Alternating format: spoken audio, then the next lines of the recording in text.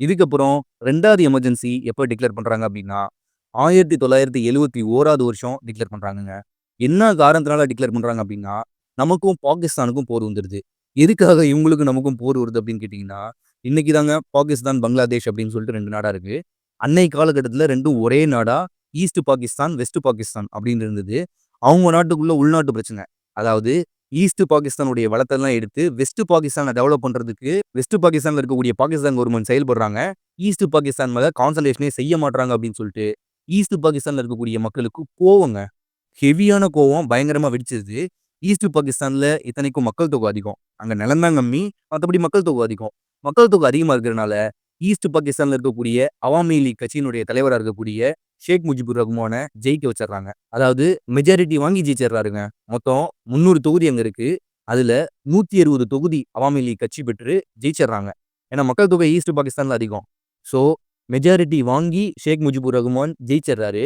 அவரு ஜெயிச்சதுக்கு அப்புறமும் அவர் ஆட்சி அமைக்க விடலங்க. நல்லா யோசிச்சு பாருங்க. மொத்தம் 300 தொகுதி. அதுல 160 தொகுதி ஷேக் முஜிபுர் ரஹ்மான் ஜெயிச்சர்றாரு. ஜெயிச்ச ஒருத்தர ஆட்சி அமைக்க விடலங்க. எவ்வளோ பெரிய ஒரு பிரச்சனையா வெடிக்கும் அப்படிங்கிறத சிந்திச்சு பாருங்க. ஸோ ஈஸ்ட் பாகிஸ்தான்ல பெரிய கலவரம் வெடிக்குது. மக்கள்லாம் முன்னாடி வந்து பெருசா போராட்டம் பண்றாங்க. உள்நாட்டு கிளர்ச்சி பயங்கரமா வெடிக்குது. ஆர்மிய உள்ள இறக்கி விடுறாங்க. ஆர்மி மக்கள கட்டுப்படுத்துறாங்க. ஆர்மியினுடைய டார்ச்சர் தாங்க முடியாம எல்லாரும் நம்ம நாட்டுக்கு அகதிகளா வராங்கங்க. அன்னைக்கு நம்ம நாட்டுடைய பிரைம் மினிஸ்டர் யாரு அப்படின்னா, இந்திரா காந்தி அம்மையார். கிட்டத்தட்ட 1,00,00,000 பேர் ஈஸ்ட் பாகிஸ்தான்ல இருந்து 1,00,00,000 பேர் நம்ம இந்தியாவுக்கு அகதிகளா வந்திருக்காங்கங்க. யோசிச்சு பாருங்க எவ்வளோ பெரிய ஒரு நம்பர் அப்படின்னு. நம்ம நாட்ட நிர்வாகம் பண்றதுக்கே நம்ம கிட்ட பணம் கிடையாது. நம்ம நாட்டுல இருக்கக்கூடிய மக்களுக்கு ரெசிடென்ஸ் ஏற்படுத்தி குடுக்குறதுக்கும், அவங்களுக்கு சாப்பாடு போடுறதுக்குமே நமக்கு பணம் கிடையாது.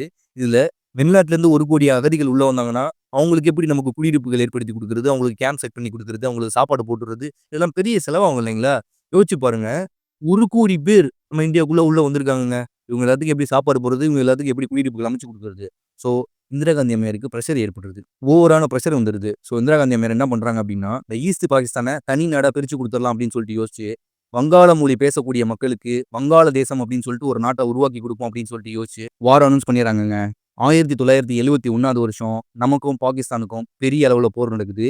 இந்த போர்ல நாம ஜெயிச்சர்றோம். பாகிஸ்தான்காரங்க அவங்களுடைய ஆர்மிய சரண்டர் பண்ணிர்றாங்க. ஸோ ஈஸ்ட் பாகிஸ்தான், பங்களாதேஷ் அப்படின்னு சொல்லிட்டு உருவாகுது. வங்காள மொழி பேசக்கூடிய இஸ்லாமியர்களுக்கு தனி நாடு பங்களாதேஷ் அப்படின்னு சொல்லிட்டு நாம உருவாக்கி குடுக்குறோம்.